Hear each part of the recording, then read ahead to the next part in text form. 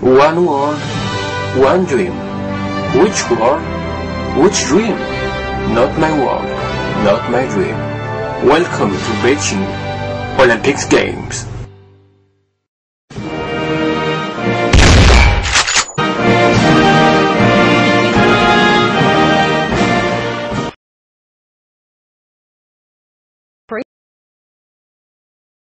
Speech and religious freedom.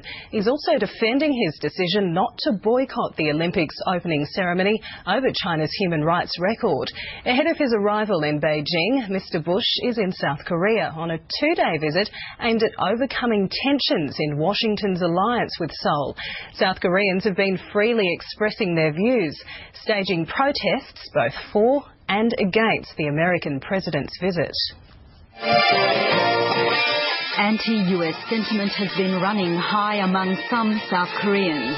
Thousands took to the streets of Seoul to protest against the US president's visit and a decision to resume American beef imports, suspended in 2003 over mad cow disease fears.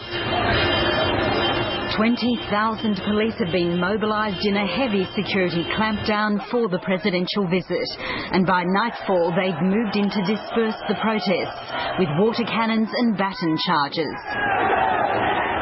There were more than 100 arrests as police scuffled with demonstrators. But many more people rallied earlier in the day in a show of support for South Korea's alliance with the US. This is George Bush's ninth and likely last visit to the region as president. His summit with his South Korean counterpart focused on strengthening sometimes strained relations and overcoming past differences.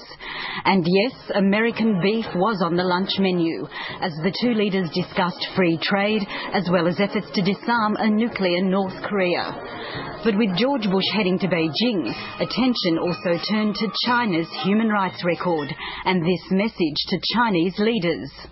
You should not fear religious people in your society. As a matter of fact, religious people will make your society a better place.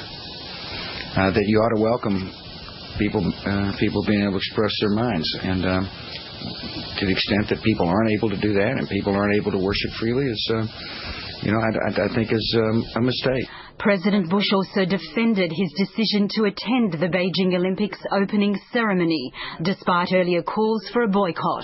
I don't need the Olympics as an opportunity to express my views about religious freedom since I have been doing it since I've been the president.